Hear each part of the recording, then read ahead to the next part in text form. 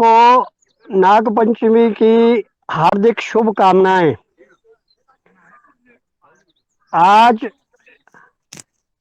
हमारे बीच में श्री नेकम शर्मा जी, जो जिला मंडी के करसोग क्षेत्र से आते हैं, वो खासकर परंपरागत जो पुराने हमारे बीज हैं विलुप्त होने जा रहे हैं उन पर काम करते हैं, और वो भी सुभाष पालेकर प्राकृतिक खेती की विधि से।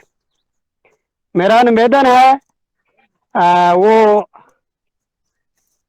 लाइन पे हाजिर हो जाएं और अपना वक्तव्य प्रस्तुत करें। धन्यवाद।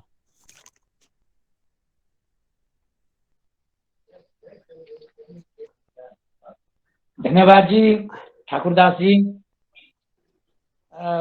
मैं अपने आप को बहुत भाग्यशाली मैं समझ रहा हूँ, और मैं इस बात के लिए पतंजलि परिवार के सभी सदस्यों को भी बहुत बहुत उनको धन्यवाद करता हूँ कि आप सब लोगों ने मुझे इस काबिल समझा कि मेरा जिंदगी का जो भी अनुभव है, क्या कर रहे हैं हम लोग, क्या करना चाहिए, कहीं हम लोग भटके थे, फिर रास्ते में आए और आगे बढ़े। तो आप सब लोगों को एक बार पुनः मेरा सादर प्रणाम। और कोई बहुत ज्यादा मैंने कुछ किया नहीं है। वही सब जो हमारे जो पूर्वज थे वो सब करते थे। जो बीच में जिससे जैसे विकास हुआ, उसके चलते हमारे अपनी परंपराएं, अपना भोजन, अपनी संस्कृति, वो सब मुझे लग रहा था कि विलुप्त होते जा रही है। और मानव मानव ना रह करके वो जानवर जैसा होने का स्थिति में, चारों तरफ संकट। तो मेरा जो शुरुआत हुई थी 1990 के दशक में, मेरे गांव का जंगल जो है वो पूरी तरह से, हमारे यहाँ क्योंकि पहाड़ियां हैं और उसमें ओवर ग्रेजिंग होने की वजह से जो फॉडर है, चारा है, घास है, उसका बड़ा प्रॉब्लम रहती थी। तो मुझे लगा कि अरे ये सब दिक्कत बहुत है हमारी बहनों को, क्योंकि हिमाचल प्रदेश में जो मुख्य व्यवसाय रहा है वो खेती और पशुपालन रहा है।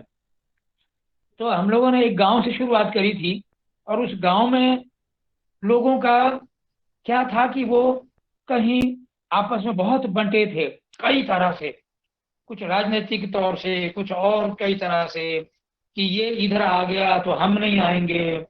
तो हमने कहा भाई, हमें जो जरूरतें हैं तो वो सबकी एक जैसी है, तो इस समस्या को लेकर के हमें एक हो जाना चाहिए।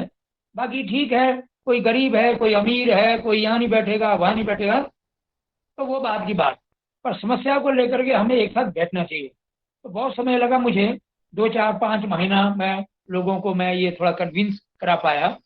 और जब वहाँ सफलता आई, बहुत सारा फ्लड आते थे पहाड़ियों से, और सारा मिट्टी बह के निकल जाती थी, तो वो रुकना शुरू हो गया। ये सब देखते हुए दाएं बाएं सब लोग चौंक गए, अरे ये कैसे हो गया, वहां तो ये सब नहीं, वो फ्लड नहीं आ रहा है, ये क्या बात है। ऐसे करते करते हमने अपना जो ब्लॉक है उसमें लगभग 80 ऐसे ग्रुप बनाए, महिलाओं के महिला मंडल, जो पंजीकृत भी किए, और सब जगह ये सब कार्यक्रम शुरू हुआ। तो संबंधित जो विभाग है उनसे भी मदद के लिए बात कही, तो कहीं कहीं विभाग की तरफ से भी मदद हुई, कहीं कहीं लोग उल्टा भी हो गए कि तुम इसमें नहीं आ सकते जंगल में, ये तो वन विभाग का है। तो तो इस तरह के बहुत सारी बातें जो है वो सामने आती थी, पर हम लोग निरंतर आगे बढ़ते गए, और धीरे धीरे मुझे लगा कि अरे ये सो एक काम हो गया, अब दूसरा हम लोग करें। मुझे लगा कि जो मैं भी लगभग 1990 से पहले जो अपना खेती है, मैं भी उसमें शुरू कर दिया था रासायनिक खेती करना और ये सब। पर मुझे खुद ही लग रहा था कि अरे, मैं जब सब ये केमिकल का स्प्रे करने के बाद घर आता तो मुझे भी चक्कर, ऐसा लगता कि चक्कर आ रहा है। और मैंने महसूस किया कि जब हम इतने सारे कीट को मार रहे हैं, वो तड़प तड़प के वो धरती में गिर रहे हैं, तो इसका असर हमारे बच्चों पे भी कुछ जरूर होता होगा। और हैरानी तो ये है कि ये हर रोज फिर और कीट आते, तो ये सिलसिला चलता रहा। तो 1993 के आसपास मुझे एक यूनिवर्सिटी में पढ़ाई करने का मौका मिला, एग्रीकल्चर यूनिवर्सिटी में। तो उसमें समझ आया कि यार, ये हम कीट को मारना नहीं है, उसको अपने खेत से भगाना है, ये काम करना है। तो उसके लिए कुछ कोशिशें शुरू हुई और धीरे धीरे मुझे पता चला, जो अभी आदरणीय सुभाष पालेकर जी हैं, उन्होंने जितना सारा खोजबीन किया प्राकृतिक खेती को लेकर के, तो हम लोग पूरी तरह से उसमें सक्षम हुए, हम लोग आगे बढ़े और ये खेती बाड़ी शुरू हुई। और ये लगभग मेरा भी 1992 93 94 के आसपास से पूरी तरह से जो नेचुरल फार्मिंग है, ये सब काम शुरू हो गया था। इसके साथ साथ चलते हमने देखा कि अरे, ये जो हमारे पूर्वज जो खाना खाते थे, काफी लोग गांव में बीमार हो रहे हैं, कुछ क्या हो रहा है, क्या हो रहा है।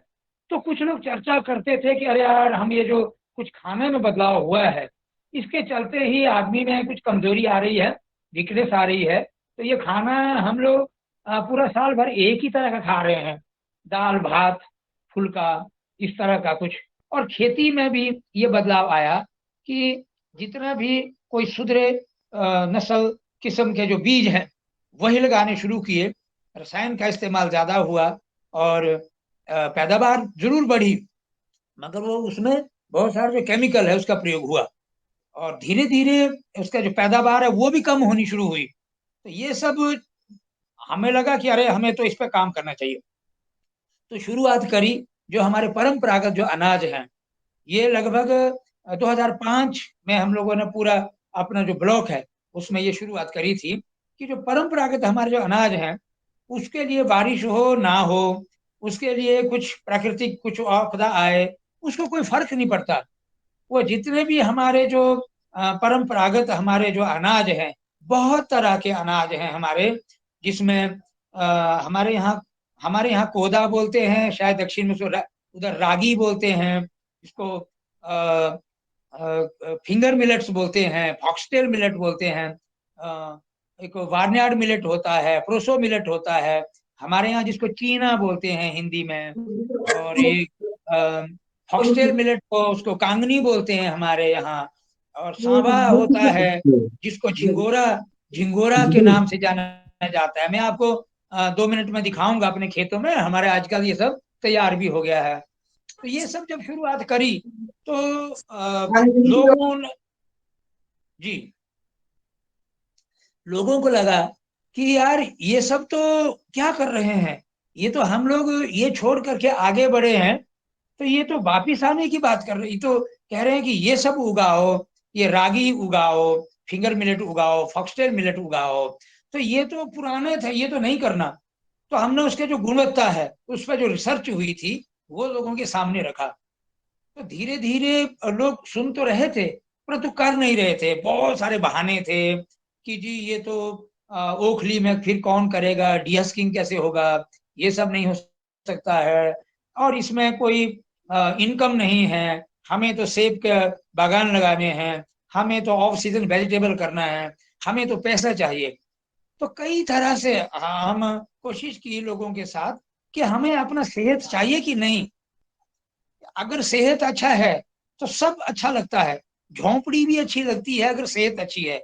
अगर सेहत गड़बड़ हो जाए तो कितना बड़ा मकान हो, हम हवाई यात्रा भी करें, मगर सेहत अच्छी नहीं है तो ये सब अच्छा नहीं लगता है। तो हमने कहा भाई, सेहत के लिए भी सोचो कि हमें क्या खाना चाहिए। हमारे पूर्वज बहुत तगड़े होते थे। वो कैसे होते थे?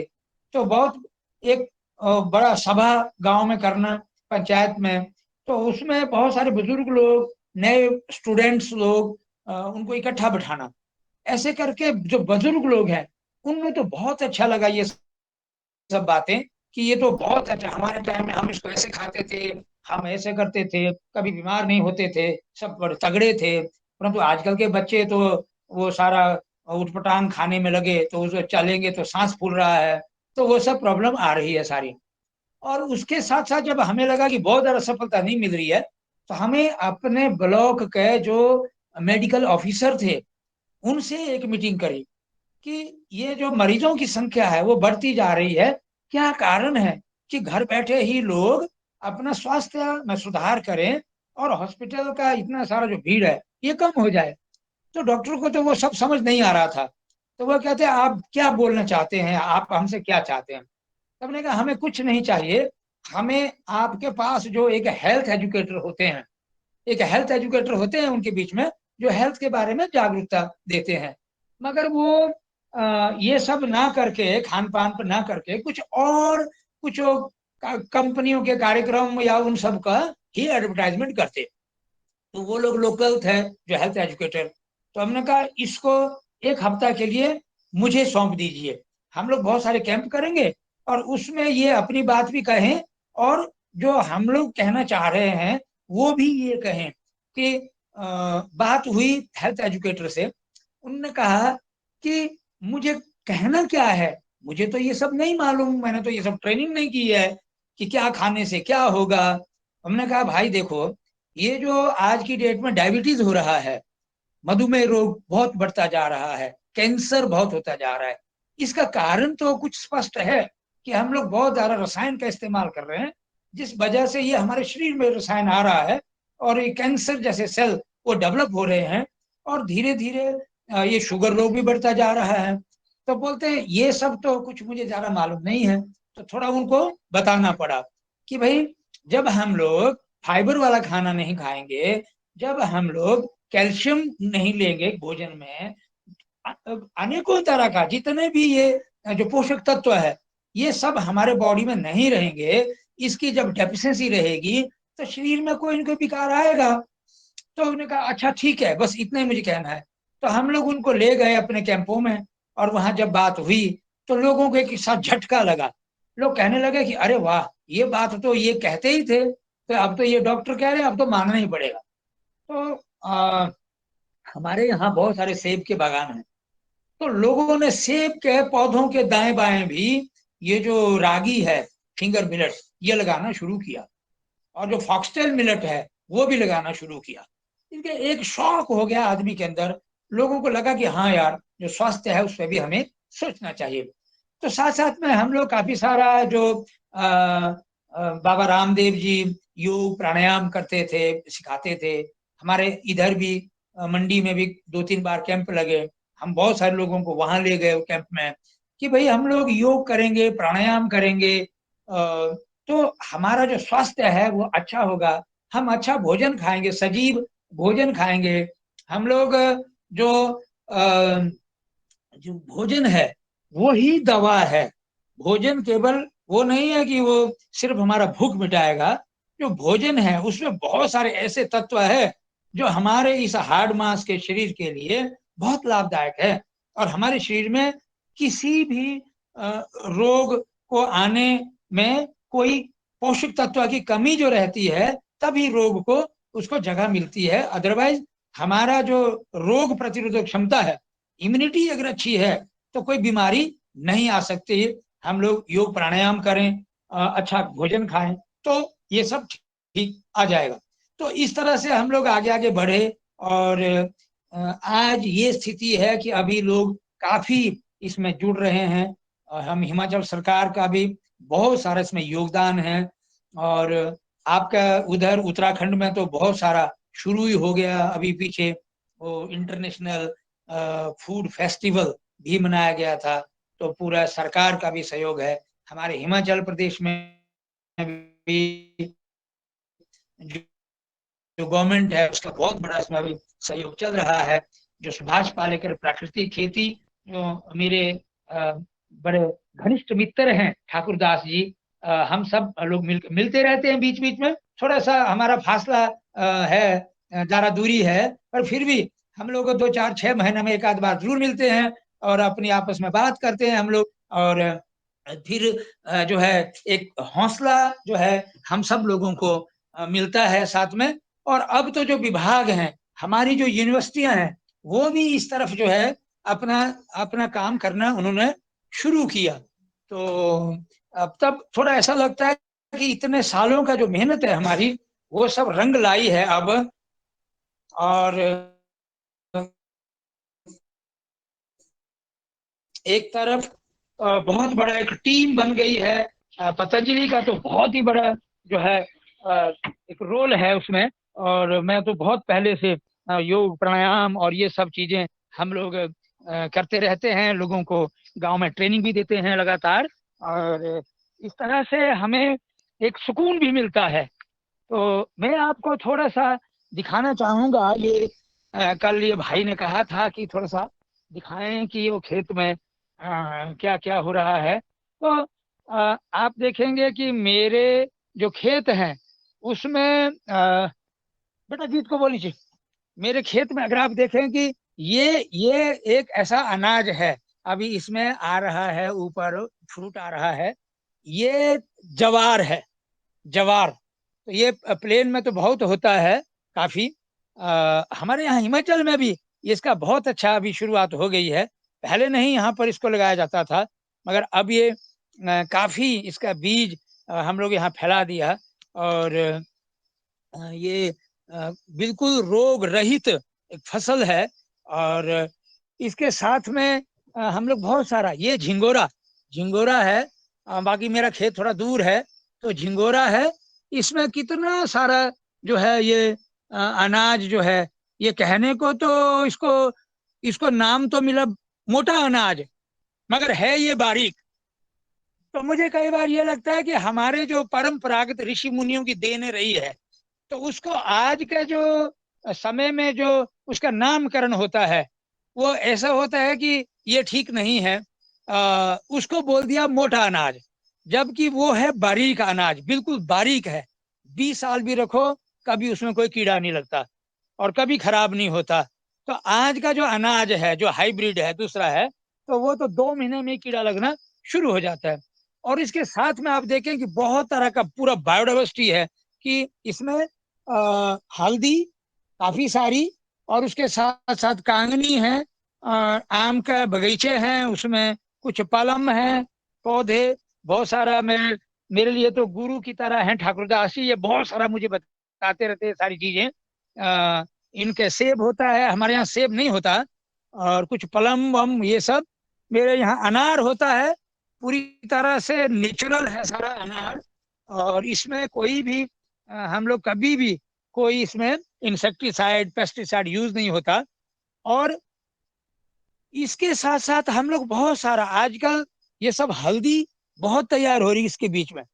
मुझे ये लगता है जब से हमने हल्दी लगाना शुरू किया बीच में, तो आधा तो कीटों का प्रॉब्लम दूर हो गया, जड़ों का बीमारियां दूर हो गई। तो और हम लोग सर्दी में चलते हुए उस वक्त ये पौधों के बीच में हम लोग काफी सारा लहसुन का वो लाइन में सोइंग करते हैं। तो ये सब करने से जो हमारा खेती में विविधता होती है, तो ये विविधता की जो वजह से हमारे एक तो मिट्टी स्वस्थ रहेगी, और मिट्टी स्वस्थ रहने के साथ साथ जो अनाज उसमें पैदा होगा तो वो भी बहुत पौष्टिक होगा, और हमारा स्वास्थ्य भी अच्छा होगा। तो ये कांगनी है, आप देख रहे होंगे, ये काफी सारा हमने लाइन में सोइंग करी थी। कांगनी है, ये कितना भरपूर अनाज है इसमें। आप सब लोग देख पा रहे हैं ना, ठाकुरदास जी देख पा रहे हैं ना? हाँ जी, जी जी, देख पा रहे हैं। जी और जी। जो जो इनकी बालियां हैं उन पे कैमरा थोड़ा फोकस किया जाए, अनार पे फोकस किया जाए तो हाँ, और साफ देखिए दिखाई देखिए देगा। देखिए, हाँ जी। ये देखें। और इसको चिड़िया भी कम खा पाती है क्योंकि उसमें कांटे हैं। तो जब वो चोंच मारेगी तो उसके आंख में ये लगता है। तो ये हम लोग कोशिश कर रहे हैं कि कौन सी वैरायटी है, उसको कैसे किया जाए, वो पूरा सब रिसर्च चल रहा है। तो इस तरह का खेती में बहुत सारी विविधता है। और हमारा खेती है, साथ में पशुशाला है, पशु गाय हमारे पास देसी हैं पूरी तरह से, और बाकी का भी पूरा विविधता है। आम है, पपीता है, लीची है, दूसरे और सारे बहुत सारी वैरायटीज हैं इसमें। तो इस तरह का हमारा खेती बाड़ी है। गन्ना भी है, हमने शुरुआत कर दिया, गन्ना भी लगाना शुरू किया। तो इस तरह से जो खेती बाड़ी है ये हमारा सब चल रहा है। और मुझे अंत में एक ही बात कहनी है आप सब लोगों का धन्यवाद के साथ साथ में, कि हमारे घरों में, हमारे रसोई में बहुत सारे जो है जहरीली चीजें पहुंची हैं, वो भी हमारी रसोई से बाहर होना चाहिए। प्लास्टिक में तो बड़े पहले से उसका बहुत मुझे बुरा लगता था कि हमारे घरों में घी भी जो रखा जाता था वो मिट्टी का, ऐसे हांडी होती थी, मिट्टी का बर्तन होता था। हमने ये सब यहाँ बनाना शुरू किया और लोगों को भी हम बता रहे हैं। और वो मिट्टी के बर्तन का ज़्यादा से ज़्यादा इस्तेमाल हो, पानी के लिए मिट्टी के बर्तन का इस्तेमाल हो, और कुछ भी रखना हो हमको रसोई में तो मिट्टी के छोटे छोटे बर्तन हो, कोई लकड़ी के बर्तन हो। जो परंपरागत हमारा जो चीजें थी, आज पूरी तरह से प्लास्टिक जो है वो हमारे रसोई में कब्जा कर चुका है। तो थोड़ा सा ये, इससे हम लोग थोड़ा हटें, वापिस आए। और बहुत सारी और चीजें हैं जो देखने में बहुत सफेद है, देखने में चमकीला जो भी है वो अच्छा नहीं है, ऐसा मुझे लगता है। क्योंकि प्रकृति जो चीज तैयार करती है उसमें ज्यादा चमक नहीं होती है। चमक तो मनुष्य कर रहा है उसमें, और वो इसलिए कि उसका बिक्री हो, तो पैसा कमाने के लिए है, मगर सेहत उससे खत्म हो सकती है। तो इतना ही मुझे कहना है। और मैं आप सब लोगों का धन्यवाद भी करता हूँ। और मैं चाहता हूँ आप लोग सवाल करेंगे, ठाकुरदास जी भी थोड़ा बात कुछ करेंगे तो मुझे बहुत अच्छा लगेगा, और सवाल भी करें। तो बहुत बहुत धन्यवाद। शर्मा जी, थोड़ा सा मेरा निवेदन है आपसे कि ये जी फाइबर शब्द जो है इसका जी। थोड़ा सा एक्सप्लेनेशन कर किया जाए जरा। फाइबर। Fibre, fibre. थोड़ा जी। दोबारा से बोले, कुछ कुछ आवाज साफ नहीं आई। जी। हाँ, मैं कह रहा था फाइबर शब्द से थोड़ा, फाइबर शब्द का थोड़ा सा एक्सप्लेनेशन किया जाएगा। मेरी अच्छा। आवाज आ रही है क्या? हाँ हाँ हाँ हाँ हाँ हाँ। ये तो फाइबर मतलब कि वो रेशा है, रेशा है। हाँ, आ रही है आ रही है आ रही है। फाइबर मतलब कि जो रेशा, रेशा है, जो रेशा है। जैसे हम लोग जो रेशा की मात्रा जब अच्छी रहेगी, रेशे की मात्रा जब अच्छी रहेगी तो हमारे शरीर में जो ये जो आंते हैं, अभी इससे पूर्व जो बहन बात कह रही थी, योग कराते कराते, कि हमारी आंतें, बड़ी आंत है, छोटी आंत है, और आंतें और हैं, हमारा लीवर है। अगर हम लोग रेशे वाली चीज का ज्यादा इस्तेमाल करेंगे, और लिविंग फूड यानी कि जिंदा जो भोजन है, जिंदा भोजन मतलब कि सप्रोटेड अन्न, जैसे उगा हुआ चना, मसूर, मूंग, इस तरह का जो चीजें हैं, फल फ्रूट सब्जियां, जिसमें रेशे की मात्रा ज्यादा रहती है, तो वो हमारे शरीर के लिए अंदर पूरी सफाई करते हैं। जिस तरह से हम बर्तन धोते हैं, कुछ घास पात पकड़ के कोई चीज का वो साफ होता है, तो उसी तरह हमारे अंदर भी आंतें साफ होती है अगर हम रेशे वाली चीज का ज्यादा इस्तेमाल करेंगे। और हम लोग बहुत सारा पका हुआ भोजन ही खा रहे हैं, तो मैं तो उसको मानता हूँ डेड फूड। और लिविंग फूड है, जिंदा भोजन क्या है, कि हम लोग देखें कि जो श्री रामचंद्र जी वनवास गए थे, तो वो अपने साथ कोई बर्तन नहीं ले गए थे, कहीं भी वो जिक्र नहीं होता रामायण में। तो उन्होंने सारा लिविंग फूड खाया, तो फल फ्रूट खाए, वो सब लिविंग फूड है। तो उससे बहुत ताकत आई। तो हम आज जो खा रहे हैं कुकर में पका पका के, वो सब जो है हमारे लिए शायद बहुत अच्छा वो नहीं है। तो जी। सर ये जी सुबह फल फ्रूट कितने टाइम खाना चाहिए? देखिए, सुबह ऐसा जो हम लोग भी कोशिश कर रहे हैं कि एक उपवास हो जाता है अगर हम लोग शाम को 6 बजे से पहले पहले, आयुर्वेद में लिखा है कि सूर्यास्त के बाद खाना खाना निषेध है। उसका मतलब ये है कि जब हम लोग आज क्या करते हैं, 9 बजे खाना खाते हैं और 9:30 जी। बजे सो जाते हैं, तो जो जी। खाना हमारे शरीर में अंदर जाके जो पचता है उसको मदद नहीं मिलती। अगर हम लोग 3 घंटा 4 घंटा पहले खाना खाएं और फिर हम लोग सोएं तो तब तक जो खाना है हमारा पच रहा होता है, पच गया होता है, तो दिक्कत नहीं आती। और अगर हम लोग 9 बजे खाना खाएंगे, 9:30 बजे हम सो जाएंगे, या 10 बजे आजकल खाना खा रहे हैं तो 10:30 बजे सो जाएंगे, तो खाना पचता नहीं है, वो पेट में सड़ता है। और सुबह जब टॉयलेट जाता है आदमी तो बहुत बदबू जी। होती है, वो आदमी डकार मारता है तो पूरा बस के अंदर हमने देखा कई बार कि आदमी के मुंह से भी बदबू आ रही है। तो क्या है कि वो अंदर जो हमारा सेप्टिक टैंक है छोटा सा प्रकृति का बना जी। हुआ, उसमें खाना सड़ रहा है, पता नहीं है। तो ये है। तो मुझे लगता है कि भाई हमें जो सुबह जब तक भूख नहीं आती है, वो अलग अलग हो सकता है शरीर का अपना रचना, कि हम लोग 9 बजे आसपास तक कुछ नहीं लेते, पानी पीते सिर्फ, और तब तक अंदर पूरा सफाई हो जाती है। उसके बाद जब बहुत तेज भूख लगती है तो फिर हम खाना खाएंगे और वो तुरंत पचना शुरू होगा। तो ऐसा मेरा मानना है। जी जी, धन्यवाद सर। ओम। जी आदरणीय श्री नेकराम शर्मा जी और जी जी सभी साधक बंधुओं जी से ओम और सत सत प्रणाम। जी जी आपका व्याख्यान मैंने पूरा सुना सर, और बहुत ही अच्छा लगा कि आप इतना सुंदर प्रयास कर रहे हैं और कई सालों से इतने व्यवधानों के बाद भी लगे हुए हैं। आपसे एक निवेदन था। आपने कहा कि हम अपने दिनचर्या में प्रतिदिन दाल और चावल ऐसी चीजों का प्रतिदिन प्रयोग करते हैं और कहीं ना कहीं हमें अपने पौराणिक खाद्य पदार्थों की ओर आगे बढ़ना चाहिए। तो निवेदन ये था सर कि चावल या दाल के सब्स्टिट्यूट क्या है, मतलब चावल का सब्स्टिट्यूट क्या है, दाल का सब्स्टिट्यूट क्या है, गेहूं के आटे की जगह हम क्या क्या चीजें प्रयोग कर सकते हैं। बहुत बढ़िया, बहुत बढ़िया। देखिए, जो चावल है वो भी हमें खाना चाहिए, हमें दाल भी खानी चाहिए। मेरा ये मानना है कि हम हर रोज वही चीज खा रहे हैं। आज हम लोग शाम को चावल खा रहे हैं, सुबह चावल खा रहे हैं, उसके साथ हम लोग गेहूं का आटा खा रहे हैं। इसके अलावा हम दूसरी कोई ज्यादा चीज नहीं खा पा रहे हैं, जबकि आटे में हमारे पास बहुत सारा दूसरा आटा हो सकता है।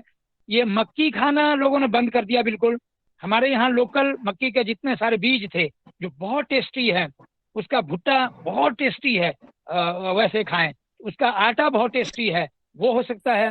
जवार का रोटी बहुत गजब की हो सकती है। जवार हमने तैयार भी किया, खाना भी शुरू किया। उसकी रोटी में बहुत ज्यादा जो है, जो रेशा है, फाइबर है, वो भी रहता है। और बाजरा का रोटी तो बहुत बिल्कुल आपके उधर दक्षिण में तो काफी ज्यादा मैंने देखा कि लोग आज भी इस्तेमाल करते हैं। फिर ये जो रागी है, आपके क्या बोलते होंगे, रागी बोलते हैं तो दक्षिण में तो इसको जी। रागी मतलब फिंगर मिलेट। तो फिंगर मिलेट जो है ये तो इतना गजब का चीज है कि 344 मिलीग्राम कैल्शियम इसमें प्रति 100 ग्राम है। तो कैल्शियम का कमी होने की वजह से शरीर में दूसरे तत्व अभी काम नहीं करते। तो अगर हम एक चपाती खा लेते हैं 100 ग्राम, तो समझ लीजिए हमारे शरीर में कैल्शियम का भरपूर मात्रा आ गई। तो इस तरह का आटा है। और भात में सिर्फ चावल ही नहीं है, हमारे यहाँ जो चावल थे पारंपरिक जो थे वो अलग होता था। वो रेड राइस होता था, ब्लैक राइस होता था, और दूसरे कई तरह के राइस होते थे जो आज पूरी तरह से गायब हैं। अब तो सिर्फ आपको पॉलिश्ड चावल मिल रहा है, और वो मुझे नहीं लगता कि वो बहुत अच्छा है। और हमारे यहाँ जो चावल है वो आप जो फिंगर मिलेट, जो फॉक्सटेल मिलेट है, कांगनी, जो मैंने आपको अभी बताया, जो कांगनी है उसका भात बहुत जबरदस्त बनता है। एंटी टॉक्सिन है वो। हमारे यहाँ वैद्य लोग जब चिकन पॉक्स जैसी बीमारी का कोई इलाज नहीं था तो उसी का मीठा भात खिला खिला के सारे टॉक्सिन शरीर से बाहर निकाले जाते थे और आदमी ठीक हो जाता था। उसके बाद झिंगोरा है, बार्नयार्ड मिलेट, सांबा का खीर, सांबा का खेती, ये घास वर्गीय प्रजाति है। इसको आप हल भी ना चलाएं, बीज फेंक दें, जैसे मौसम आएगा अपने आप उगाएगा। ऊपर बाली लगेगी, उसको खाने के लिए निकालिए, नीचे जो घास है पशु के लिए बहुत पौष्टिक वो रहता है। तो इस तरह का बहुत तरह का आटा अलग भी है, गेहूं ही नहीं है, बहुत तरह का आटा और भी है। चावल, सिर्फ चावल नहीं है, वो कई तरह के और भी चावल पहले रहते थे। जी जी, बहुत बहुत धन्यवाद आपका। दालों की जगह अपन कौन से और अपने पास वैसे सब्स्टिट्यूट तो है दाल के लिए, मूंग दाल और भी दालें अपन यूज कर सकते हैं। बीन्स जो है ना सर, उसके बारे में थोड़ा सा जानना चाह रही थी। सोयाबीन, ये जो बीन्स हैं उनके बारे में अगर बता पाए तो। देखिए, जो जितना भी हमारा जो परंपरागत जो दालें रही हैं, मसूर, हमारे यहाँ मसूर को जरूर बीजा जाता था। किसी बच्चे का जन्मदिन होता था तो पंडित जी बोलते थे कि एक मसूर का दाल का पोटली भी बनाओ, वो भी उसको किसी ग्रह के लिए देना। वो उसके पीछे जो उसका जो भाव था, जो मैं समझा, वो ये था कि यजमान जी ये खाइए, ये बीजिए, जो मसूर है वो बहुत गजब का दाल उसकी है। परंतु आज वो सब पूरी तरह से गायब हो गया है। जो हमारे यहाँ बीन्स है, अब तो बहुत सारा हाइब्रिड आ गया, और मुझे लगता है हाइब्रिड में कुछ भी पौष्टिकता नहीं है। वो सिर्फ पेट भराई, पेट बड़े बड़े सबके हो रहे हैं, पूरा टेबल बनते जा रहे हैं, तो उसमें ज्यादा नहीं है। जो हमारे परंपरागत जो इस तरह की हमारे बीन्स थी, उसके लंबी फलियां थी, मोटी फलियां थी, पेड़ पे वो फलियां चढ़ती थी, पौधा चढ़ता था, वो बहुत गजब का है। वो जो ट्रेडिशनल हमारी वैरायटीज थी, वो मौसम के हिसाब से तैयार होती थी। आज जो भी दालें या बीन्स वगैरह है, ये ऑफ सीजन में भी हो रही है। हम लोग सर्दी में भी खीरा खा रहे हैं, जो कि शरीर के खिलाफ है। वो हम शाम को भी खीरा खा रहे हैं, जबकि वो नहीं खाना चाहिए। आयुर्वेद में लिखा है शाम को कोई ठंडा चीज नहीं लेना। तो ये समझ नहीं आ रहा है आदमी को कि हम क्या करें। और जो हमारा परंपरागत जितनी चीजें थी, जब खीरा तैयार होता था बरसात के दिनों में, मक्की के बीच में, हम एक खीरा किसी घर में काटते थे तो उसका महक 2-4 घर तक जाती थी। परंतु आज जो खीरा हम खा रहे हैं, उसमें महक नाम की कोई चीज नहीं है, क्योंकि वो पूरा हाइब्रिड है। जी जी। कहना ये था सर कि उड़द जो है, उड़द दाल, बायोडाइवर्सिटी उस कंजर्वेशन में स्टडी करा था हिमाचल प्रदेश के अंदर, तो समझ आया कि पुराने समय में जो हमारा लोकल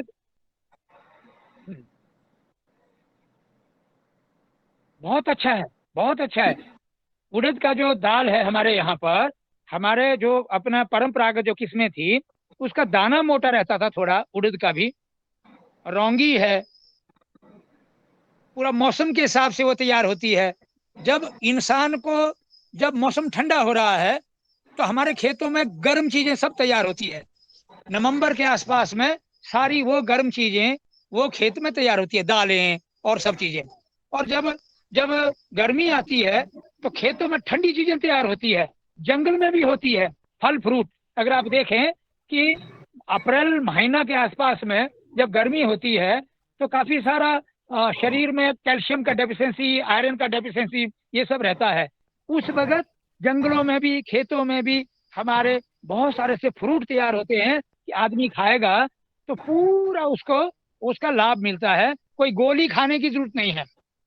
तो वो प्रकृति के अंदर सारी चीजें मौसम के हिसाब से हैं, परंतु हम हर मौसम में हर चीज खा रहे हैं, हर मौसम में हर चीज तैयार कर रहे हैं, हम उसको विकास मान रहे हैं। वो मेरे हिसाब से विकास नहीं है, वो विनाश की तरफ है। आज जो मरीजों की संख्या बढ़ी, इसका कारण यही है कि हम लोग मौसम के हिसाब से प्राकृतिक जो अन्न है वो हमने छोड़ दिया है खाना, इसलिए आदमी बीमार हो रहा है। जी जी, बहुत बहुत धन्यवाद सर आपका। निश्चित ही हम लोग जैविक खेती की ओर तो आगे बढ़ ही रहे हैं। जब ये परिस्थितियां बदलेंगी तब हमारी आने वाली नई जनरेशन अपनी ऊर्जा और शक्ति से बढ़कर अपने कार्य को संपादित करेगी। पर अभी हमारे रासायनिक खेती के होते हुए भी हम अपने खाद्य पदार्थों में परिवर्तन ला करके, अपनी दैनिक दिनचर्या में परिवर्तन ला करके एक अच्छा जीवन जी सकते हैं और स्वस्थ रह सकते हैं। बहुत बहुत धन्यवाद आपका, आपने जो हमारी समस्या का समाधान दिया। बहुत बहुत धन्यवाद। धन्यवाद। जी जी जी, हेलो। बहुत बढ़िया, बहुत बढ़िया। जी जी जी जी, सर जी नमस्कार। नमस्कार जी, नमस्कार जी। सर जी, हम देसी और हाइब्रिड बीज में जो डिफरेंस पैदा कर रहे हैं, मैं मानता हूं कि देसी बीज की वैरायटी अच्छी है, रोग रोधक है और हमारे खाने के लिए, स्वास्थ्य के लिए भी अच्छी है। लेकिन जितनी जी हमारी पॉपुलेशन बढ़ रही है, क्या उस हिसाब जी, से अगर हम इस देसी बीजों पे आगे चलते रहे तो क्या इस देश की पब्लिक का हम पेट भर पाएंगे? बहुत बढ़िया, बहुत बढ़िया सवाल है, बहुत बढ़िया सवाल है।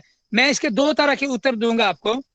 नंबर एक, हम ये नहीं कह रहे हैं कि जो आप हाइब्रिड तैयार कर रहे हैं उसको बिल्कुल बंद कर दीजिए, परंतु जो बिल्कुल बंद किया है अपना देसी वाला, उसको भी अपनाएं, उसको ना छोड़ें।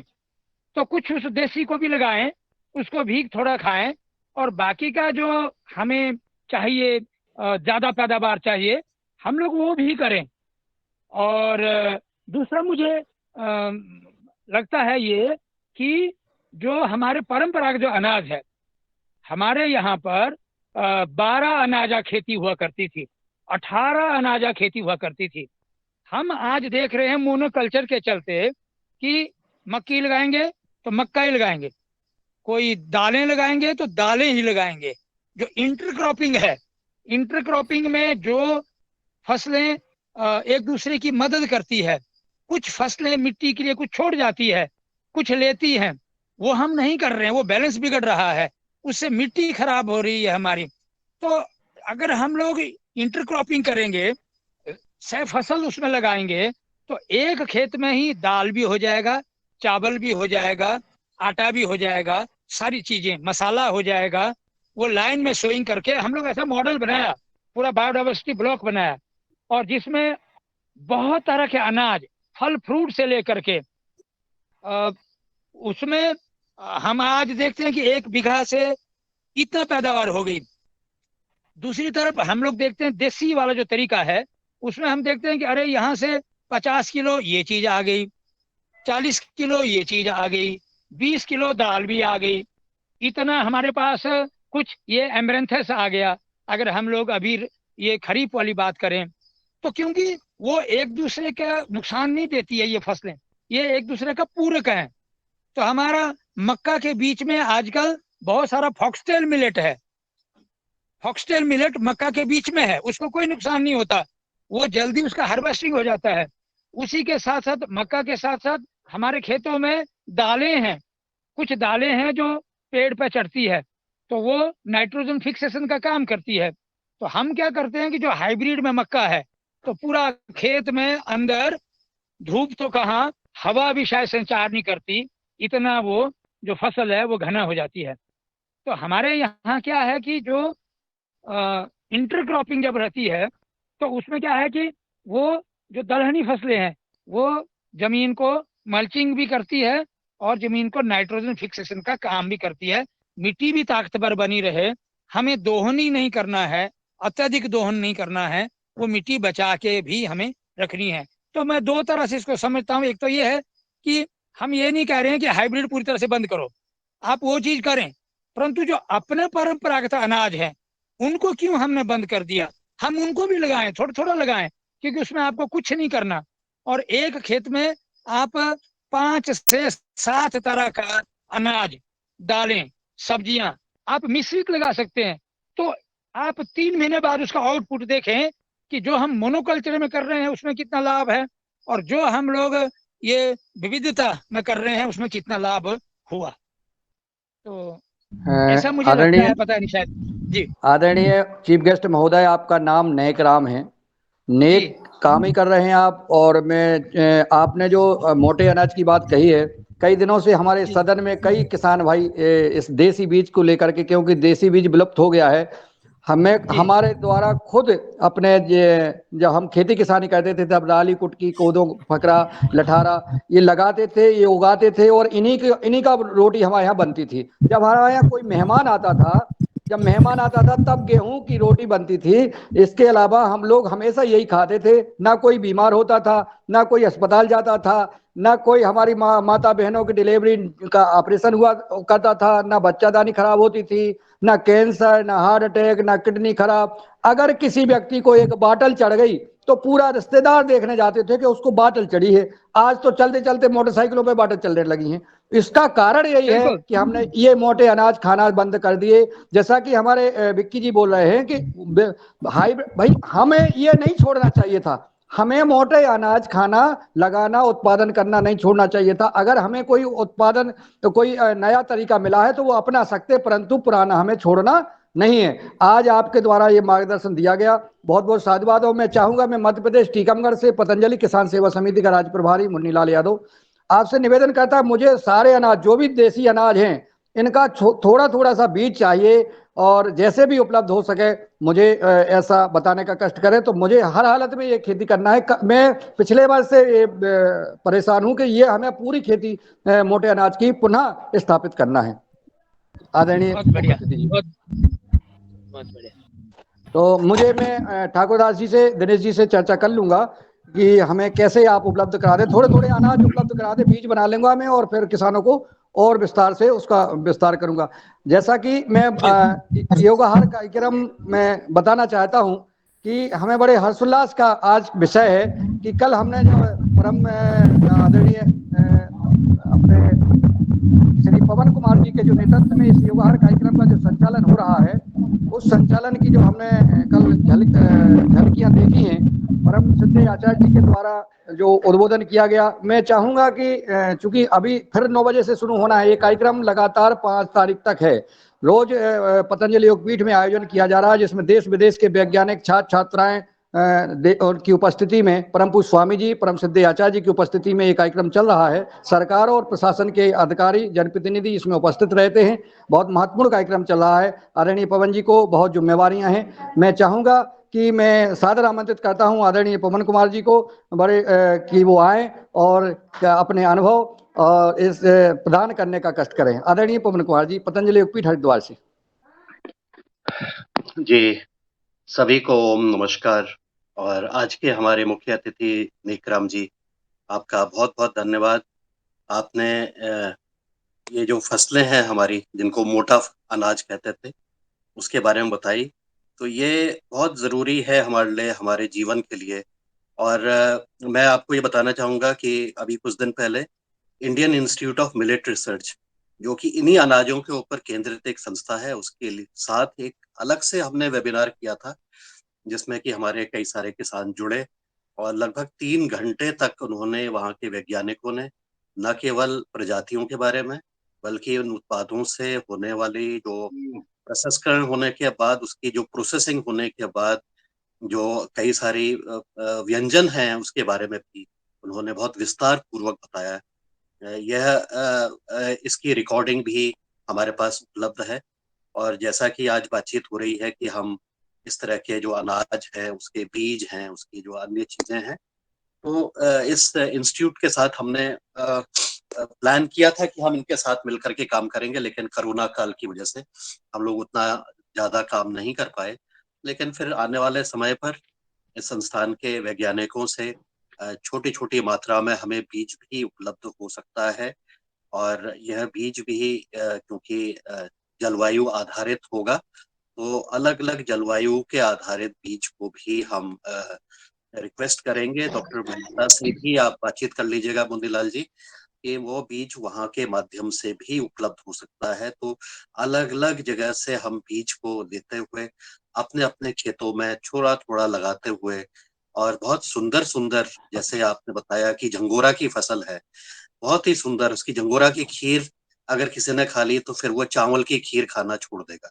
ऐसा भी इन तरह के व्यंजन इसके तरह से बनते हैं। और इसके आधार पर तो कई लोगों ने इतने सारे व्यंजन बने हुए हैं, इतने सारे व्यंजन बने हुए हैं, और कई सारे स्टार्टअप्स इस पर चालू हो गए हैं कि ये मोटे अनाज के ऊपर आधारित स्टार्टअप्स जो हैं, यह भी इसमें कर रहे हैं। तो मैं आज ज्योति जी ने बहुत अच्छी तरह से इसके बारे में पूछा, तो मैं उनको रिक्वेस्ट करूंगा कि वो Indian institute of millet research को गूगल करें, सर्च करें, उनकी वेबसाइट को देखें। उसके वहाँ माध्यम से भी आप कौन कौन से ऐसे स्टार्टअप्स हैं, कौन कौन से ऐसी एफपीओ बन गई हैं इसके ऊपर भी जरा सी ज्ञान हासिल करेंगे और से वार्तालाप करेंगे, तो आपको निश्चित रूप से जो ये भोजन पोषण से संबंधित इतने महत्वपूर्ण प्रश्न हैं, इसके बहुत सारे प्रश्नों का जवाब मिलने की तरफ आप निश्चित रूप से और ज्यादा बढ़ जाएंगे। तो यही आप देखिएगा। और कल का जो हमारा कार्यक्रम रहा, उसमें सबसे पहले तो आचार्य जी ने और स्वामी जी की उपस्थिति में बिल्कुल टैग करके यह कहा कि योगाहार कार्यक्रम अपने आप में एक अनूठा कार्यक्रम है।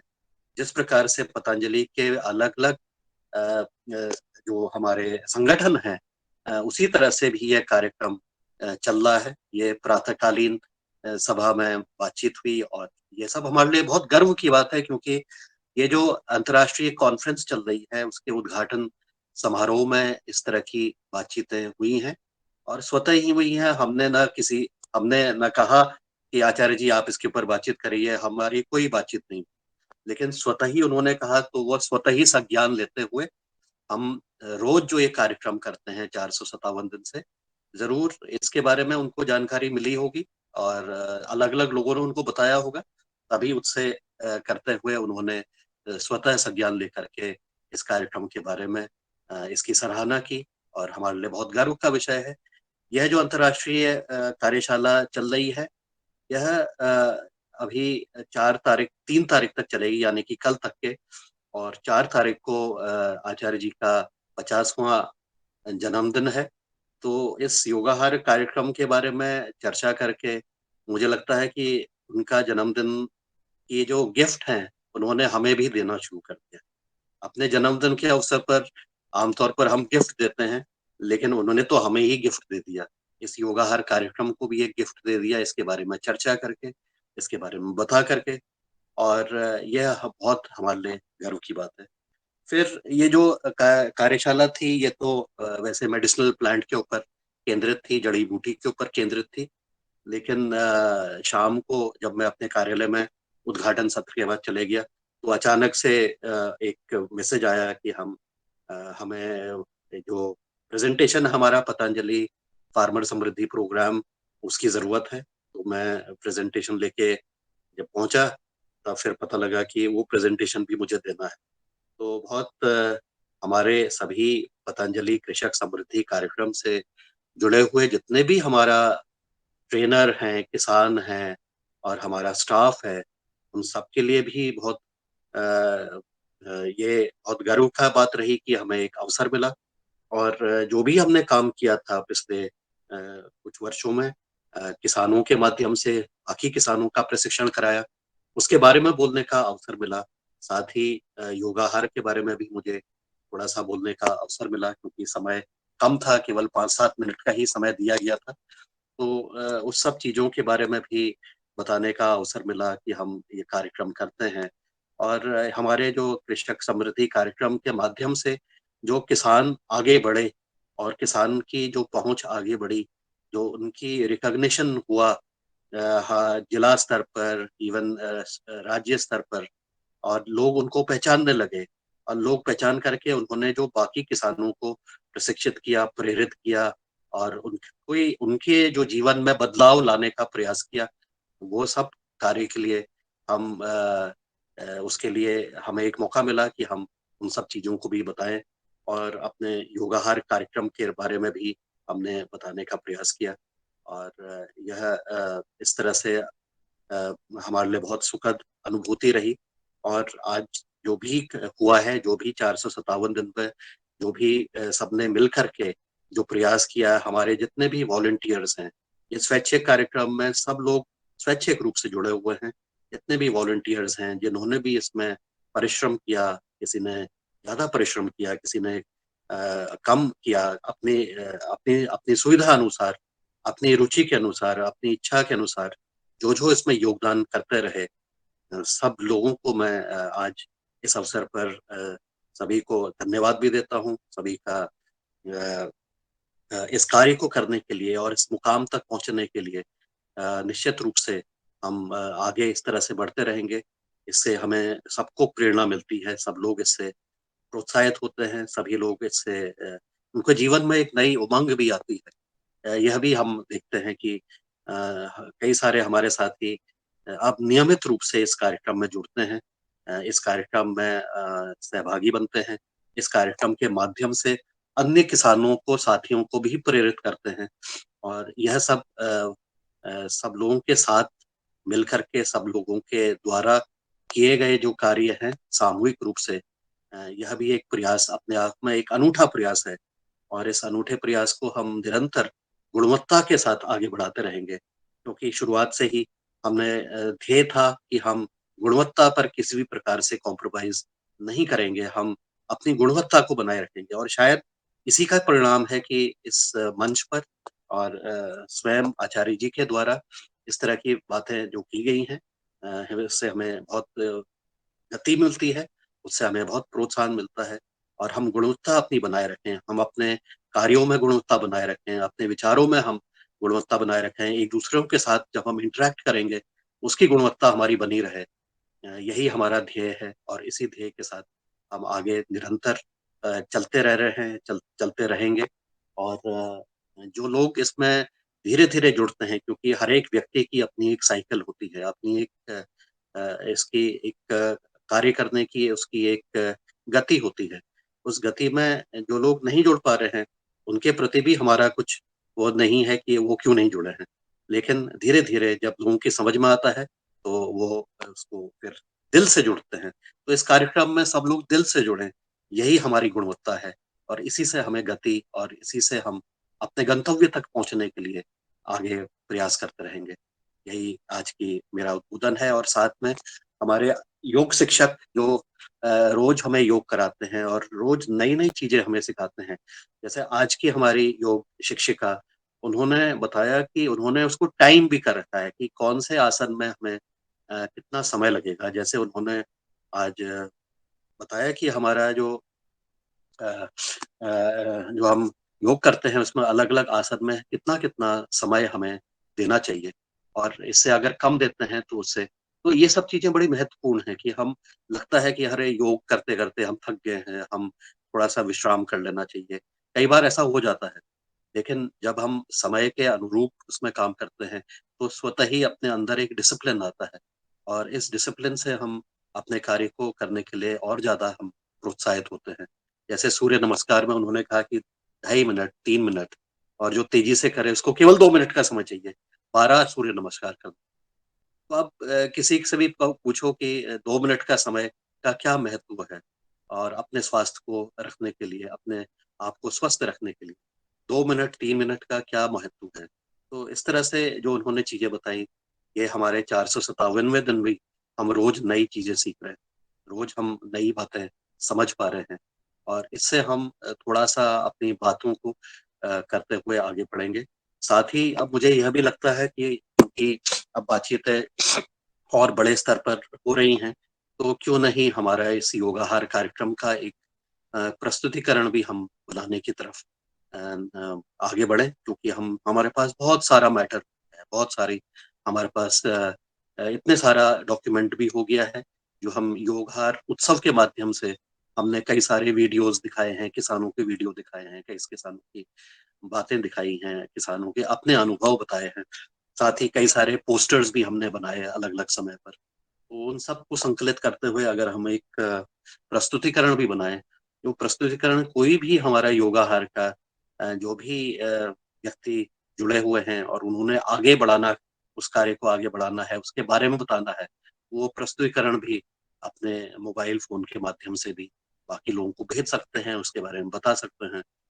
ऐसा भी करते हुए और इस योगाहार कार्यक्रम की जो प्रेरणादायक हमारी कहानियाँ हैं, जो सबको तो शायद सम्मिलित नहीं कर पाएँगे एक प्रेज़ेंटेशन में, लेकिन जितने भी लोगों को हम सम्मिलित कर सकते हैं, उनको भी सम्मिलित करते हुए हम आगे लोगों तक अपनी बात पहुँचा सकते हैं।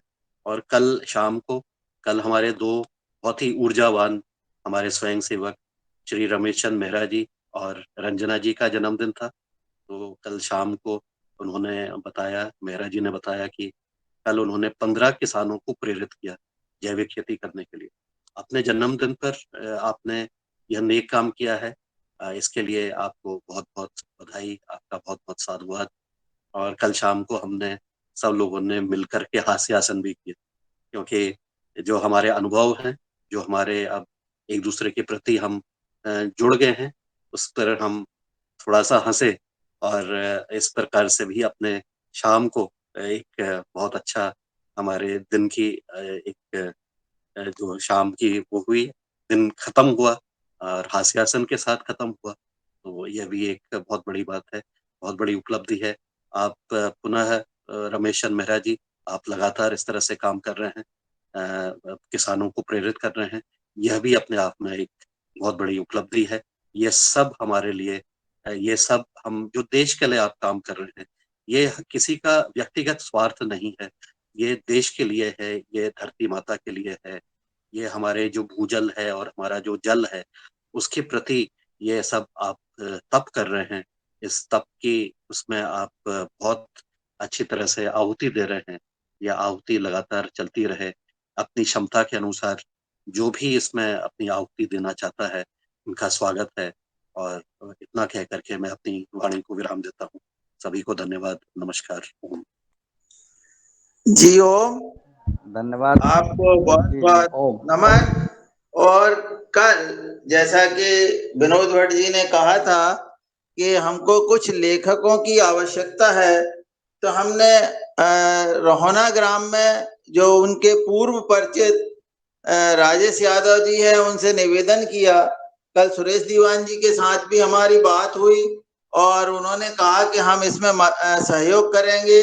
आदरणीय विनोद जी उनको अच्छी तरह से जानते हैं, तो वो संपर्क कर लें और जैसा भी होगा तो हम उनसे भी मिलकर के, वो भी एक काम पूरा हो गया है कि एक अच्छा लेखक हमें मिल रहा है।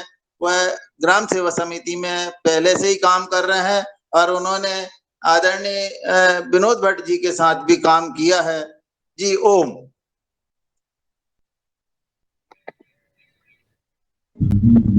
धन्यवाद। आपको भी, आपको जन्म दिवस की बहुत बहुत शुभकामनाएं। भले ही लेट हो गया, लेकिन बहुत बहुत शुभकामनाएं। मैं उनसे बात करूंगा। धन्यवाद। धन्यवाद आदरणीय विनोद भट्ट जी और रमेश चंद्र मेहरा जी को पुनः हार्दिक बधाई, शुभकामनाएं। कल मैं शाम को शामिल नहीं हो पाया, क्योंकि कल स्वामी परमात्म देव जी हमारी मीटिंग ले रहे थे और उन्होंने लगभग 9 बजे तक, 8:30 पौने 9 बजे तक मीटिंग ली और उसके बाद जो है परिवार के साथ कुछ व्यस्त रहा और आपका जन्मदिन का लेट जानकारी मिली। चलो फिर भी जब जागा तभी सवेरा, और आपको बहुत बहुत सदन की ओर से हार्दिक बधाई, शुभकामनाएं। आपने कल जन्मदिन जब राकेश गौर जी के यहाँ बैठे थे आप 15 किसानों के साथ, उस समय भी उनको किसानों को पता नहीं था कि आपका जन्मदिन है। जब मैंने राकेश जी को फ़ोन किया तब उन्होंने सारे किसानों के साथ बैठ करके आपका जन्मदिन मनाया और आपने जन्मदिन के उपलक्ष्य में किसानों को जैविक खेती का प्रशिक्षण दिया। इससे बड़ी और उपलब्धता क्या हो सकती है। आप ऐसी प्रकार से इस योगाहार कार्यक्रम को आगे बढ़ाते चलें। अब हम आदरणीय डॉक्टर विनोद भट्ट, सॉरी आदरणीय डॉक्टर किशोर दुबे जी को आमंत्रित करते हैं कि वो आएं और वो भी अपने विचार रखने का कष्ट करें। धन्यवाद मुन्नीलाल जी। आज की कक्षा बहुत अच्छी रही और जो मुख्य अतिथि थे उन्होंने जो मार्गदर्शन किया मिलेट्स के बारे में या मल्टी क्रॉपिंग के बारे में और पुरानी देसी वैरायटी उपयोग के बारे में बहुत ही। आप अपना म्यूट कर लें और सभी लोग म्यूट रखें प्लीज। जो एक वक्ता जो बोलते हैं उनकी आवाज तभी साफ आती है, क्योंकि ये रिकॉर्डिंग हो रही है, तो हमारा निवेदन है कि सभी म्यूट करें। ओम। धन्यवाद जी सर। हेलो। हाँ, तो आज की कक्षा बहुत अच्छी रही और जो मुख्य अतिथि थे उन्होंने जो मिलेट्स की बात कही, मल्टी क्रॉपिंग की बात कही, देसी वैरायटी की बात कही और अलग अलग दाल, क्या मतलब चावल और गेहूं, इसके जो अल्टरनेटिव्स है, पर्याय है, उसके बारे में जो जागरण किया बहुत ही अच्छा रहा। हमारे पवन सर ने जो कल का ब्यौरा दिया वह तो निश्चित ही हम सबके लिए और योगाहार कार्यक्रम के लिए प्रेरणादायी है। उसमें सिर्फ एक दो बातें जो मैं जोड़ना चाहता हूँ कि कल का पवन सर का जो प्रेजेंटेशन था, क्योंकि शायद सभी लोग उसमें प्रेजेंट नहीं होंगे, इसलिए मैं इस क्लास में बोल रहा हूँ। बहुत अच्छा रहा और बहुत चंद मिनटों में उन्होंने पूरा फार्मा पतंजलि फार्मा समृद्धि कार्यक्रम जो है वो कार्यक्रम किस तरह से होता है, उसमें फार्म लैब कैसी बनाई जाती है, किसानों के तरफ हम कैसे जाते हैं, उनको कैसे पढ़ाते हैं, इसका पूरा ब्यौरा दिया। और करीबन 60-70 हजार किसानों को हमने प्रशिक्षित किया। हालांकि उसमें से 40,000 पास हुए, लेकिन बाकी को भी जो है उनके भी बारे में प्रयास अविरत चालू थे, ये बताई गई बात। और ये योगाहार कार्यक्रम के बारे में भी उन्होंने जो वक्तव्य दिया जिसकी सराहना हुई। और एक विशेष बात कि जो कल आचार्य जी ने ये पतंजलि समृद्धि कार्यक्रम के बारे में और योगाहार ये कार्यक्रम के बारे में बोली कि उन्होंने बताया कि भी प्रोजेक्ट तो खत्म हो गया, लेकिन प्रोजेक्ट खत्म होने के बाद में भी हमने किसानों के काम करने वाली हमारे स्टाफ की जो टीम थी पवन जी के नेतृत्व में वो वैसी ही रखी है, क्योंकि हमको किसानों का काम और तेजी से करवाना है, उससे नए नए आयाम जोड़ना है। इस चीज की भी उन्होंने पवन जी के नेतृत्व में बहुत सराहनीय की और ये आश्वासित किया कि कई प्रकार के काम हमको करना है। तो ये मैं जो कल मौजूद नहीं होंगे इनको ये बताना चाहता हूँ कि इसके बारे में भी आचार्य जी ने स्पष्ट रूप से कह दिया है कि किसानों के प्रति जो अलग अलग नए नए काम करना है वो कामों के बारे में हम सबको जुड़ जाना है। इस बात को मैं रखना चाहता था। और अंतिम बात समय की मर्यादा देख के कि पवन सर को जो पतंजलि समृद्धि कार्यक्रम के लिए जो अवार्ड दिया गया, मतलब जो उनका सम्मान किया गया, और पवन सर ने चंद मिनट में ही वह पूरे कार्यकर्ताओं को और किसानों के प्रति समर्पित कर दिया। इससे बड़ी और क्या चीज हो सकती है कि एक इसे हम कहते हैं कि पूरा नेतृत्व करने वाला नेता जो होता है जो टीम का, उन्होंने पूरे बिल्कुल स्टाफ के लिए और पूरे किसानों के प्रति जो ये टीम वर्क का काम है करके समर्पित कर दिया। तो निश्चित रूप से मैं इस मन से योगाहार टीम के माध्यम से हम सब किसानों की तरफ से और हम सभी कार्यकर्ता जो इस कार्यक्रम से जुड़े हुए हैं, चाहे रेगुलर इसमें या योगाहार में, हम सभी पवन सर को शुभकामनाएं देते हैं, आपका अभिनंदन करते हैं सर। और इसी के साथ आप कोई भी नया जो कार्यक्रम किसानों के प्रति चलाना है तो उसके लिए हम सभी लोग आपके साथ में हमेशा ही रहेंगे। और जो भी अपने को टारगेट्स देश के प्रति, विश्व के प्रति जो हासिल करने हैं उन सब में हम सहयोगी रहेंगे, या आश्वासित करते हुए मैं मेरे वाणी को विराम करता हूँ। धन्यवाद। धन्यवाद आदरणीय डॉक्टर किशोर दुबे जी, आपका मार्गदर्शन निश्चित दिशा देता है। और जैसा आपने कहा है कि परमादरणीय हमारे पवन जी ने जैसे ही उनको अवार्ड परम सिद्ध आचार्य जी के द्वारा प्रदान किया गया, आपने वो सभी योगाहार परिवार को समर्पित कर दिया। पतंजलि समृद्धि कार्यक्रम का जब प्रेजेंटेशन सुन रहे थे तब ऐसा लग रहा था कि जो कार्यक्रम कई दिन पहले जैसा आपने कहा कि समापन हो गया था, इसके बाद हमने किसानों से संपर्क निरंतर बनाए रखा और आज तक चाहे वो कोविड-19 का समय हो चाहे किसी भी समय, एक किसान का कोई भी समस्या आती है उसको हम एक तो योगाहार के द्वारा हर समस्या का समाधान करने का प्रयास करते हैं। इसके बाद अगर फिर भी अगर ज़्यादा समस्या किसानों की समस्या होती है तो उसको वेबिनार के रूप में आयोजन करके और समस्या का समाधान करने का प्रयास जो किया जा रहा है एक बहुत ही प्रशंसनीय कार्यक्रम है। और जैसा अब समय 8 बजने वाला है, मैं आदरणीय कुलदीप पुनियाल जी हमारे इसमें उपस्थित हैं, चाहूँगा कि वो बात रखने का कष्ट करें। पवन सर जी 1-2 मिनट लेना चाहता था मैं आपकी। हेलो हेलो, हाँ जी, जी बताइए। सर जी, मैं अपनी एक ऑर्गेनिक फील्ड में खड़ा था तो मैं थोड़ा सा एक बार वो दिखाना चाहता था आप लोगों को। मैं अभी आपको अपनी एक बाजरे की फील्ड है मेरी ऑर्गेनिक की, ये आप मेरी देख रहे हो, और ये हाइब्रिड वैरायटी है और इसको मैं 4 साल से लगा रहा हूँ। और इसकी मैंने खासियत ये देखी कि हम जो देसी बीज पुकार रहे हैं ना, मतलब मेरे पास बाजरे की 3 वैरायटियां हैं। एक राजस्थान का देसी बाजरा है और एक अपना आदिवासी टाइम का भी बाजरा का सीड है मेरे पास। उसका 5 फीट का सीड आता है और उसका चारा भी बहुत अच्छा बनता है और उसका स्वाद भी अच्छा है। और एक मैं ये हाइब्रिड लगा रहा हूँ। ये प्रोग्रो कंपनी का 9001 बाजरा है, लेकिन इसकी खासियत मैंने ये देखी, मैंने जिन कस्टमरों को ये बाजरा खिलाया जिन्होंने मेरा पहले देसी बाजरा खाया, इसकी डिमांड ज्यादा आई, क्योंकि इसकी डिमांड का मेन कारण ये था कि इसकी जो पौष्टिकता थी ना, वो अपने देसी से भी ज्यादा स्वादिष्ट और पौष्टिक था ये बाजरा। तो अभी हम कह देते हैं भाई हाइब्रिड में पौष्टिकता नहीं होती, वो नहीं होती, पौष्टिक में होता, हाइब्रिड में भी अच्छी चीजें वैरायटियां हैं। और इसकी मतलब मिट्टी से ये बहुत कम पौधे को खुराक की जरूरत होती है और बहुत अच्छा रिजल्ट है इसका। इसकी पैदावार भी अच्छी है, मैं दिखा देता हूँ आपको। इसकी मैक्सिमम 8-9 फुट के हाइट के आसपास चली जाती है और ये बालियां शुरू हो चुकी हैं इसमें। तो हम हाइब्रिड का सहारा लिए बगैर आगे देश का गुजारा नहीं कर सकते। और दूसरी रिक्वेस्ट में ये है कि हम साइंटिस्टों को देसी जितने भी सीड हैं उनमें काम करके उनका संशोधन करें, उनकी यील्ड बढ़ाएं, ताकि हम देसी बीजों को भी संरक्षित रख सकें। तो वो अच्छा रहेगा। मेरा ये सुझाव था आप लोगों से कि भाई हम उसको संशोधन करें, जैसे हमने हाइब्रिड बीजों का संशोधन किया ऐसे ही हमें लौट कर देसी बीजों को बढ़ाना है। तो उन पे संशोधन करें, उनकी यील्ड बढ़ाएंगे तभी किसान उनको लगा पाएगा। जी धन्यवाद आदरणीय विक्की जी। और मैं आदरणीय कुलदीप उनियाल जी को आमंत्रित करता हूं कि वो आए और अपने सुझाव रखें।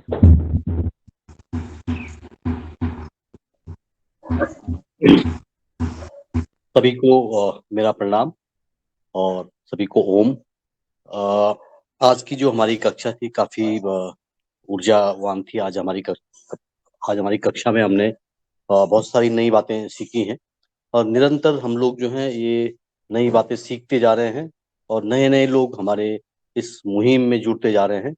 और जो खास बात जो आज की जो हमारी कक्षा की रही है, इसमें जो हमारी 12 पद्धति थी, उन पद्धतियों को हम लगातार जो है भूलते जा रहे हैं और छोड़ते जा रहे हैं पीछे।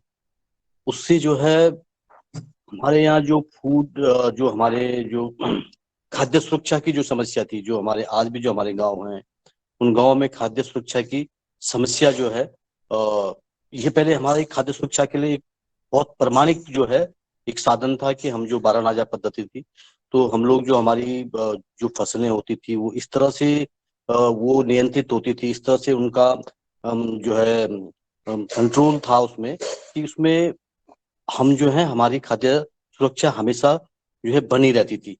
तो ये जिस तरह से जो हिमाचल जैसे प्रदेश में, अगर मैं पूरा हिमाचल के अधिकांश जिलों में घूमा हूँ और वहां पे मैंने जो देखा है, जो खास तौर पे जो पहाड़ी जिले हैं, उन पहाड़ी जिलों में जो है जो है कैश क्रॉप का जो है जो नकदी फसलें हैं उनका प्रचलन बहुत ज्यादा हो चुका है। और वहाँ पे जो है जो पेस्टिसाइड्स है और चाहे वो इंसेक्टिसाइड्स हैं, चाहे वो हमारे फर्टिलाइजर्स हैं, उनका इस्तेमाल जो है काफी बड़े स्तर पे हो रहा था। और वहाँ पे भी अगर जो इस तरह की जो चीजें उभर के आ रही हैं, अब जो लोग वहाँ पे भी जो हैं लोग मुड़ के फिर वापस आ रहे हैं और लोग जो है इस 12 पद्धति की बात अगर होने लगी है, तो ये निश्चित रूप से जो है ये 12 पद्धति की ही एक खूबी है कि लोग इसकी तरफ लोग देखने लग गए हैं। तो ये एक बहुत बड़ी उपलब्धि हमारी है और इस मंच के माध्यम से हम बहुत सारे लोगों को प्रेरित कर पा रहे हैं, इसको बहुत सारे लोगों से जुड़ पा रहे हैं और इस संदेश को दे पा रहे हैं कि जो हमारी जो अपनी परंपरागत पद्धतियां थी, परंपरागत शैलियां थी, उनको हम जो है दोबारा से पुनर्जीवित करने की बात उठ रही है और लोग इस उसमें जो है जुट गए हैं। बहुत सारे लोग जुटे हुए हैं और बहुत सारे लोग इसका प्रचार प्रसार कर रहे हैं और हमारा ये मंच जो है उन लोगों को जो है जगह देने का एक बहुत बड़ा एक आधार बन गया है कि जो लोग उन लोगों को जो है जगह दे रहा है कि जो यहाँ से अपनी बात को जो है कह पा रहे हैं और वो बात जगह जगह जो है फैल रही है। तो मुझे लगता है कि हम इस मंच के माध्यम से जो योगाहार जो हमारी कक्षा है, इस योगाहार कक्षा में हम जो है ऐसे लोगों को जो है जो इस तरह के कार्यों में जुटे हुए हैं उनको जगह दे के जो है हम एक बहुत बड़ा कार्य कर रहे हैं। और ये एक आने वाले समय में एक बहुत बड़ा जो है इस कार्यक्रम को जो फैला, जो हमारी परंपरागत पद्धतियों के प्रसार में जो है बहुत बड़ा कारक जो है सिद्ध होगा। तो ये मुझे लगता है कि ये हम बहुत बड़ा इस तरह के लोगों को, जो इस तरह की जो हमारी परंपरागत पद्धतियां थी जो कि आज भी जो है प्रासंगिक हैं, उनको जो है हम जगह देने की जो काम कर रहे हैं, ये मंच जो है एक बहुत बड़ा उत्कृष्ट कार्य कर रहा है। इस जो है अब जो है हमें लगातार जो है आने वाले समय में जो है ऐसे जो सफल लोग हैं, जो इस तरह के और भी लोग हैं। मैंने अभी सुना है कि जो उत्तरकाशी में एक किसान हमारे ऐसे हैं कि जो हमारे जो इस तरह के अनाज हैं, उन अनाजों की जो है व्यंजन बना रहे हैं, अलग अलग किस्म के जो है व्यंजन बना रहे हैं और उनको जो है मार्केट में ला रहे हैं। तो उससे भी जो है काफी जो है लोगों को जो है जुड़ने का मौका मिल रहा है। लोग फिर से इन जो है, जो हमारे परंपरागत अनाज थे, परंपरागत दलहनी फसलें थी, परंपरागत जो हमारे फल थे, उनको उनकी तरफ लोग दोबारा से फिर से जुड़ने की ओर जो है बढ़ रहे हैं। तो ये एक बहुत सुंदर मुहिम है और मुझे लगता है कि हमें इसको और व्यापक रूप देने की जरूरत है और हमारे आने वाले कार्यक्रमों में भी जो है इसकी झलक हम देख सकेंगे आने वाले टाइम में, कि हम जो है अपनी परंपराओं को, अपनी संस्कृति को, अपने संगठनों को पुनर्जीवित कर रहे हैं, जो है उनमें जो है बल उनको हम दे रहे हैं। तो मेरा मैं यही समझ पा रहा हूँ कि हम जो है इस योगाहार कार्यक्रम के माध्यम से इस मुहिम को और आगे ले जाएंगे और इसको और ताकत देंगे, ऐसे लोगों को जुड़ के। और चाहे आने वाला समय ये भी कहे कि जो ऐसे लोग हैं जो हमारी परंपराओं को पुनर्जीवित कर रहे हैं, उनको संगठित करने की भी आवश्यकता पड़े, तो हम इस मंच के माध्यम से भी हम उसमें जो है योगदान देने के लिए भी हमें तैयार होना चाहिए। ये मेरा मानना है कि ताकि हम जो है इसको जो है ताकत दे सकें। धन्यवाद, आपका आभार। धन्यवाद आदरणीय कुलदीप जी, आपने अपना सुझाव रखा, मार्गदर्शन दिया सदन में। और इसी प्रकार का मैं चाहूँगा कि आगे सदन में उपस्थित हमारे जो सहभागी हैं, सहपाठी हैं, वो निश्चित इस युवा कार्यक्रम में जो हमारे पहले योग शिक्षक और चीफ गेस्ट जो रहे हैं उनसे संवाद करके मैं चाहूँगा कि सभी जितने आज 458 योग शिक्षक चीफ गेस्ट हो गए हैं, तो उनका हम एक सूची बना लें अपने अपने जिनको परिचय है, नाम दिया है, जैसे मुकेश जी बनाए रखे हैं, इसी प्रकार से रंजना जी हैं और हमारे सभी लोग, दिनेश जी, श्यामबाल जी हैं, और उनको एक बार हम सबको योगाहार कार्यक्रम में लाने का प्रयास करें और आगे हम इसको और जैसा आदरणीय पवन सर ने कहा है कि हमें गुणवत्तापूर्ण विचार और कार्य हमको गुणवत्तापूर्ण करना है, तो हमारी इसमें गुणवत्ता निश्चित आएगी। और सभी के जो किसानों की स्टोरी के बारे में भी चर्चा हुई है, उसको भी हम आगे बढ़ाएंगे। आज समय हो गया है, सबको सुनना संभव नहीं है, मैं सदन से क्षमा प्रार्थी हूँ। मैं आदरणीय रमेश चंद्र मेहरा जी को आमंत्रित करता हूँ कि वो आएँ और सबका आभार ज्ञापित करने का कष्ट करें। आदरणीय रमेश चंद्र मेहरा जी। जी ओम प्रणाम जी। बने सिंगार जी। जी, सुझाव ये था मेरा तो थोड़ा सा कि अपने किसानों की ट्रेनिंग की तैयारी अगर की जाए तो ज़्यादा सफलता आपको जल्दी प्राप्त होगी। ये समय भी आने ही वाला है, बस ये सरकार के लगभग चल रहा है। आपका जो प्रस्ताव था और ये जल्दी शुरू ही होने वाला है। इसी पर जो है कल प्रेजेंटेशन हुआ था, आदरणीय पवन सर ने जो प्रेजेंटेशन दिया था कि हमने किसानों को छोड़ा नहीं है और जल्दी से जल्दी आपको 4 साल का सीधा 4 साल तक अपनी प्रशिक्षण कार्यक्रम चलेगा, ये ठीक जल्दी आने वाला है। अभी क्या हुआ कि वो अपने गांव में 1 वर्ष होने वाला, अपन को तो किसान इंतजार करेंगे ट्रेनिंग कब आएगी, हमको कब सिखाओगे। ये बात सही है, परंतु सरकार के और पोर्टल के हिसाब से हमको चलना पड़ेगा थोड़ा सा और भी, और जल्दी समय अपना शुरू होने वाला है। धन्यवाद बने सिंह जी। और बना रहे और किसानों का अपन डाटा और वो सब कलेक्ट करते ही रहें, ताकि जैसे को आएगा निर्देश मिलेगा तो अपन जो है उसको गुणवत्तापूर्ण कार्यक्रम संपन्न करा सके। धन्यवाद जी।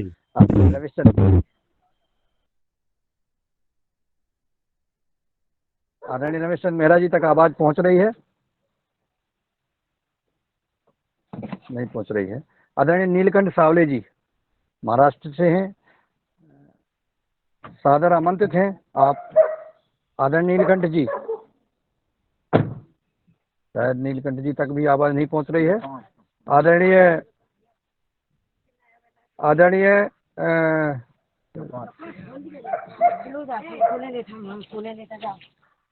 जी, मेरी आवाज शायद नहीं पहुंच रही है। आवाज सदन में पहुंच रही है क्या मेरी? जी पहुंच रही है भैया जी, आ रही है। आदरणीय दिनेश जी, श्यामबाल जी, आप जो है सबका आभार ज्ञापित करने का कष्ट करें। जी आदरणीय, बहुत बहुत धन्यवाद। और एक बार पुनः दूसरे दिन जिनका यानी कल रंजना बहन का और मिशन मेहरा जी का आदरणीय जी का जन्मदिन था, उनको पुनः पुनः बधाई और सभी लोगों को नागपंचमी की भी बधाई।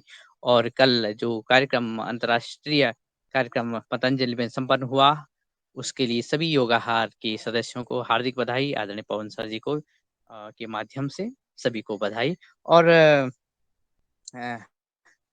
बहुत बहुत धन्यवाद आदरणीय नेकराम शर्मा जी, आपने हमारा आग्रह स्वीकारा और आप इस मंच पर सम्मिलित हुए और आगे भी हम आपके साथ जुड़ेंगे और आगे बढ़ेंगे।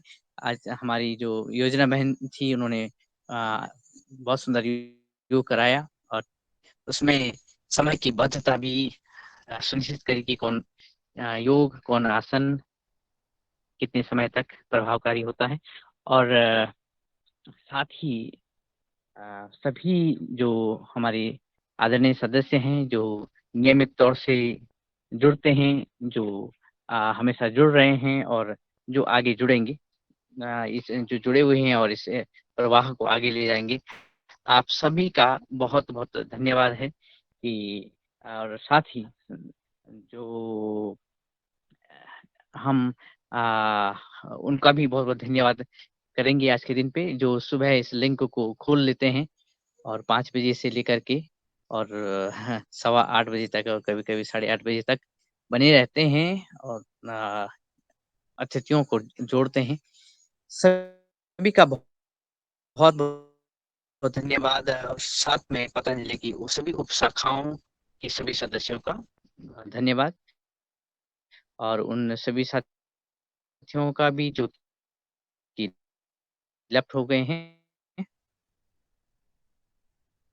और राजश्री कुशवाहा जी, भगवान दास कुशवाहा जी, भारती ठाकुर जी, भुवनेश्वर राय जी, बानी Singh ji, doctor D Sharma ji, doctor किशोर दुबे जी, ज्योति गुप्ता जी, कुलदीप उनियाल जी, नेकराम शर्मा जी, जो कि आज के हमारे मुख्य अतिथि थे। साथ में आदरणीय पवन कुमार सर जी, प्रदीप महंता जी की जो मेहरा जी, रंजना किनीकर जी, रवि आदित्य जी और रूप सिंह राजपूत जी, शरद वर्मा जी, ठाकुर दास जी, जिन्होंने आज के मुख्य अतिथि जी को जोड़ा, और उमाशंकर प्रसाद जी, वर्षा हारने जी, डॉक्टर विनोद भट्ट जी और योग आरसी और तमाम उन लोगों का जिनका मैं नाम नहीं ले पाया हूँ। आदरणीय